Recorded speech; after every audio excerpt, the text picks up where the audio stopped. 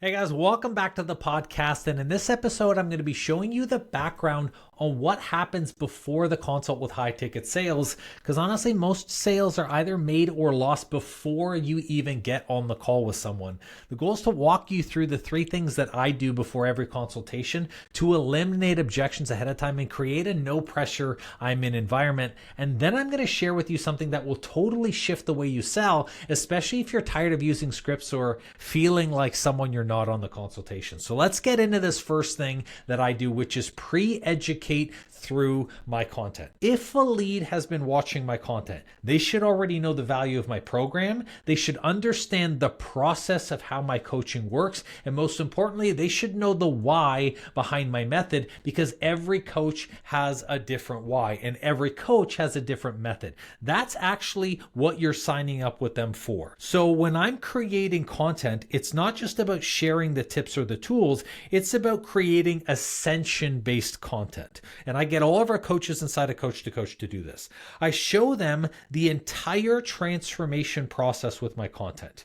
What going through the process looks like, how fired up and excited they can be through the process of working through the program, the typical results that they can see. I share with them the clients that have gone through the process and what their experience was. And by doing this inside of my content, I'm helping them paint a picture of what it could be like if they were inside the coaching container. And this is really important before a sale, because a lot of people go to a consult and they're like, so tell me how this process works. So tell me if you have a guarantee in your program. Show me what type of result I can get. This actually means that they're not ready for your coaching because they don't know enough about you yet. And sometimes as coaches, we're like, well, they're here on the consult, so now I feel like I have to talk myself up, or I have to explain my program and process to them. This is going to be someone who's really hard to get convert to join the program. And most likely they're going to leave to say, hey, look, I need to think about it, because they don't know enough about you yet. So the whole purpose of creating content every day, doing masterclasses every day, creating seminars every day, is to get someone to a point in which they've learned enough about you that they have the trust and the credibility, and they have the understanding of your process, at least on a rough level. So the goal with this is to let your content do the heavy lifting by educating leads to show up ready. So with your content, you should be talking about the transformation process. You should be talking about the type of results that they can expect. You should be talking about not all of the modules inside of your program, but how taking all of the pieces inside of your program has fundamentally changed your life and the life of your clients. This is how we talk about the tips and the tools without actually sharing the tips and the tools. So as an example, if you've got training and nutrition as a part of your program, you don't talk about the keto diet. You talk about the person who implemented the new diet strategy and saw a fundamental change in their life. You don't talk about, if you've got training in your program, you don't talk about, here's the 10 workouts that we're going to put into your routine. You talk about how a person went from having a hard time with activity to being in a space where activity was just something they regularly did every day and they actually enjoyed it. And as you go through this process, it's also important to share your beliefs and your values. If I want someone to sign up with me inside of Coach to Coach, if I want one of the coaches and practitioners listening right now to say, hey, look, Andrew is for me, I have to share with them my values. I have to share with them the way that I value fast action. I have to share with them that a lot of the times coaches already have the how, they need the why, they need the who, they need the passion behind what they're doing. I have to share with them how I make fast decisions. I have to share with them how when I move, I'm taking really big leaps, and sometimes I am nervous, but I have a high level of self-trust, because my beliefs directly affect the person and the mindset that is going to come into that container. So if someone sees me making big moves, if someone sees me taking risks and investing at a high level, they're going to be more inclined to take big risks. They're going to be more inclined to make big moves. They're going to be inclined to invest themselves as a high level. So doing this really helps the consultation process, because you're not going to have to explain to them who you are, why you're credible, why they should be hopping on the call today, and you just get to focus on them. Now, this leads to the second thing that I do, which is pre-frame the relationship.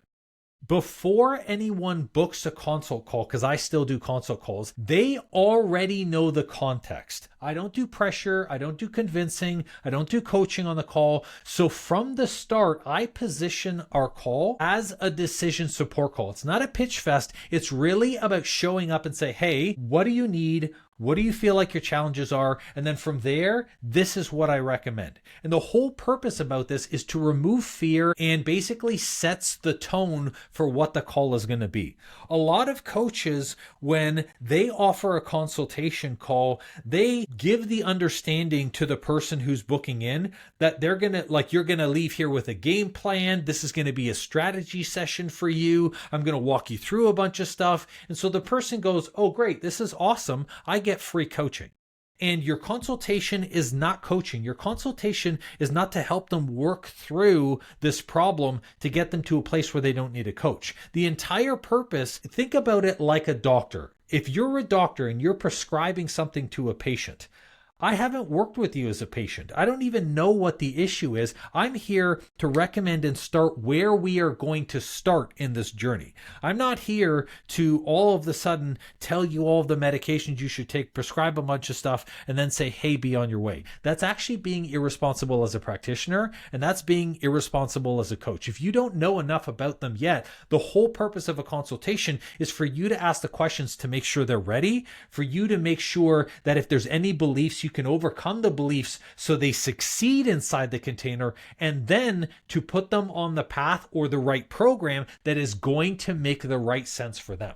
So for me, it's all about pre-framing the relationship. Before, as I'm talking inside of the DMs, or when someone goes and applies for it, they either get an automatic response or I DM them directly. And I'm like, hey, thank you so much for your application. Just so you know, this is all about helping you make the best decision to figure out what option works best for you. We're going to talk about what the challenge is. We're going to break down any of the things that are feeling like you're at a really sticking point is. And then I'm going to make a recommendation on what the best solution is. At that point, this is where we transition and we start our journey together. Does that make sense? And here's why I get a confirmation of this. I get a confirmation of this because maybe someone goes, no, I'm actually not ready for it. And I just saved myself an hour-long call because the person was never capable or ready to make the decision anyways.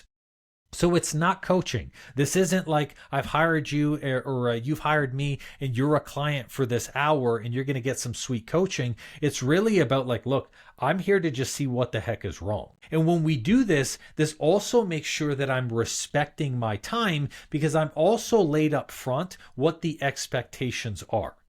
We're going to talk about what the challenge is. We're going to go through where you're stuck. And then if I feel you're ready, I'm going to share with you the option to continue. And guess what? There have been tons of calls, hundreds of calls, where 10 minutes in, I've decided, hey, look, this person isn't ready. And you know what? That's also saved me time on the back end because instead of going through with the entire consult or trying to proceed with a little bit of half coaching and give them some value, I say, hey, listen, based on the goals and the challenge that's in front of me, seems like you're not ready for a coach yet. I don't think this is a good fit for you and I. And I respect their time because I don't take them through the whole process and get them to a point where they're not going to change. And I respect my time as well. So doing this not only allows you to qualify people at a higher level, but it removes fear and it sets mutual respect up front. When the person goes, oh, okay, cool. I know exactly what's going into this call and I know exactly how we're going to tackle, each and every step. Cool. I know exactly what I'm showing up for and I'm making a commitment to that. And there's the mutual respect that's there because I say openly, if this isn't a good fit, I'm going to tell you it's not a good fit and we won't proceed. So when you set this up right and when you're talking to a person who mutually respects on the same level, these people aren't going to ghost you. Because you've clearly stated, I'm not going to waste my time and they're not going to waste theirs. So I find it reduced ghosting for me. Now, there's a third thing to this. This is the actual pre-qualify. So once I set the consultation call, I have them qualify. This is filling out a form, filling out an application. But that being said, it's not just getting a form and then that's it. I don't just use the intake forms for the info. I'm actually using them to check energy, readiness, and to reflect back their goals in a way that makes them feel seen before we even speak. So if I go and I have someone fill out an application and it's like, hey, I'm a 6 out of 10 in terms of my goals. Before we're even hopping on a call, I'm like, why 6 out of 10? Can we even get to a 10 out of 10? Is there something that's even preventing you or hesitating to be 10 out of a 10 now? And I make sure that I bring up those answers because the application is there to bring up red flags ahead of time. And don't feel like, oh, I need to speak with them with half an hour before I bring that up. I bring it up right away. There is no shame and no reason why you shouldn't be direct in the consult. If you're going to be a coach, and as a coach, I'll just share how I coach. I'm a very direct person. Now, I'm not direct as in mean. I'm not like, what the hell is wrong with you? We joke around, we laugh, but I'm a direct person. You can tell by the way that I create my podcast episodes, by the way I put my content out there, that if someone sits in front of me and goes, I'm not sure I'm ready for this, or I'm just looking for more information, I'm like, hey, listen, I saw here you're looking for information. What the hell's going on? Are you ready for coaching? Have you tried coaches before? Talk to me. It's okay to be direct. It's okay to reflect on the answers that are inside there, because if it's bugging you, 9 times out of 10, an objection that you do not address at the beginning of a conversation is always going to be the thing that comes up at the end of the consult. Whenever we step over a pothole, that's going to be the thing we have to go back and fill. So we need to address these things before we even hop on the call. And I know you're like, well, how do I address it before? Reach out to them, DM them, message them. If there's something that's a flag there, if you notice that your application should take 10 minutes and they send it to you in 30 seconds and it's 1-word answers, I'm like, hey, dude, doesn't look like you took this application seriously because you put 1-word answers. Call them out. Because again, if you're going to be calling them out on the coaching, then this process is going to start now. And you know what? A lot of people have a high level of respect for that. I've had a lot of coaches who are like, you know what, man, I really appreciate you calling me out. I did it when I was rushed. Give me 10 minutes and I'll get this back to you and I'll actually take the time to fill it out. Or worst case scenario, they're like, hey, you know what? You're looking for, I'm looking for information. You're looking for people who are more serious. I'm just going to self-exit. I'm not going to book the call. It's all about saving time. But outside of qualifying with this aspect of let me see what the informations are, let me address objections ahead of time, the pre-qualification is really also about providing value.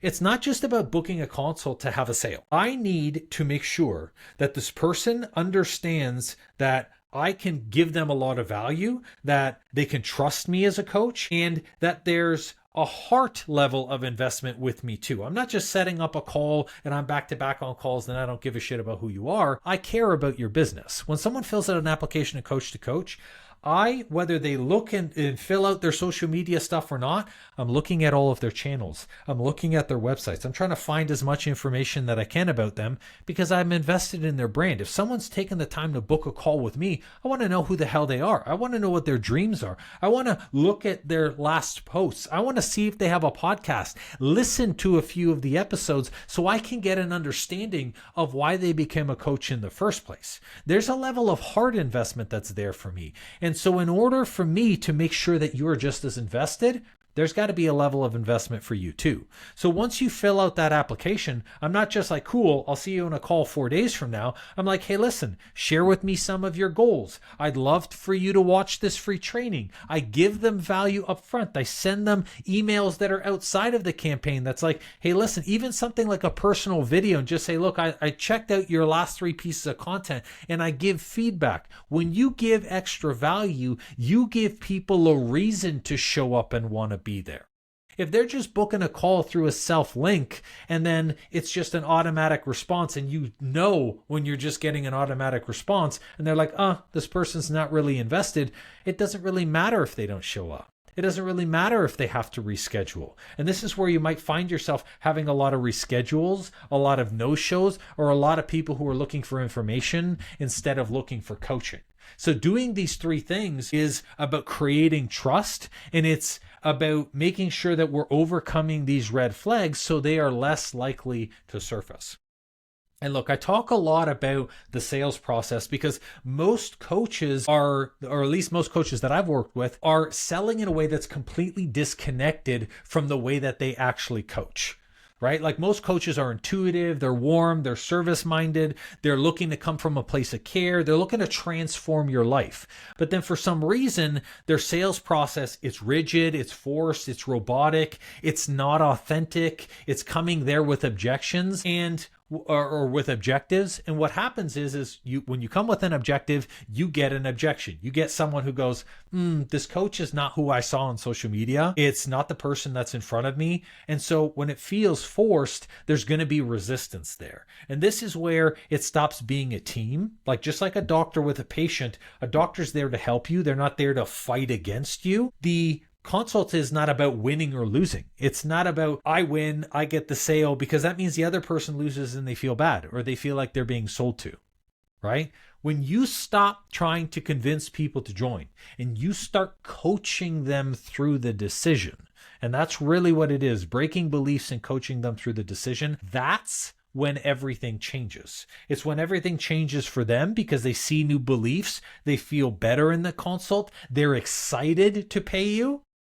Because remember, when they pay you for coaching, especially, they're not seeing a result up front. They're paying you for future energy. So you got to give them a little bit of that future energy up front, make them feel good. But when they're excited and they're fired up through that process, that's when everything changes for them. Now, when it comes to selling, this is why I created a prescriptive method to be able to sell somebody. The prescriptive method I took from doctors and actually a couple of practitioners that I was working with. It was a chiropractor who I just saw them having organic conversations. I just saw them showing up, sit down, listen to a person for 20 minutes and be like, hey, here's where I think we should start. Let's start Monday.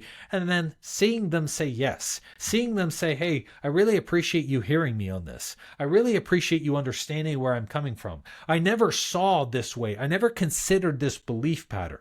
And this is where I created the prescriptive method to be able to get into a space where you can just recommend like a doctor recommends to a patient. And I talked about this in the last episode, but I want to talk about it this one as well too. I'm running a masterclass to promote No BS Sales as a program, but also the masterclass is going to be on the prescriptive method. It's not just about how to close. It's about creating a prescriptive path that mirrors your actual coaching style.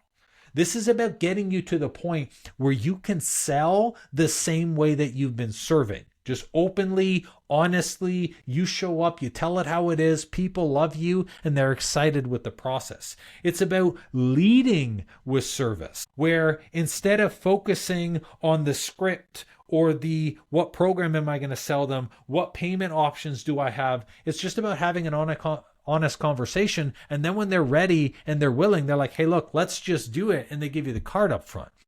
And this will also help you shift from convincing somebody to coaching somebody in the decision, to helping them make the best decision that's for them. So when they sign up, it's not something they back out on. It's something that they stay through and they stay committed with. So if you're done feeling like you need to be someone else on the consult, like you need to put your sales hat on and like, oh, I've got to prep for this sale, or I've got to do objection loops over and over again, this masterclass is for you. It's going to be on Wednesday, April 23rd at 6 p.m. EST. Again, it's called the Prescriptive Method, where I'll teach you the exact method I use to make sales feel natural, easeful, and help you convert more people. Selling gets to feel like service when you're in alignment with it. It's not just a performance. You need the right path for this. That's all for this episode. Implement the 3 things to help increase your sales. Look forward to see you on the Sales Masterclass. I'll drop the link in the description, or you can just DM me the word prescribe and I'll send you the link there on Instagram or TikTok as well. Otherwise, go to the description. That's all for this episode. Catch you later.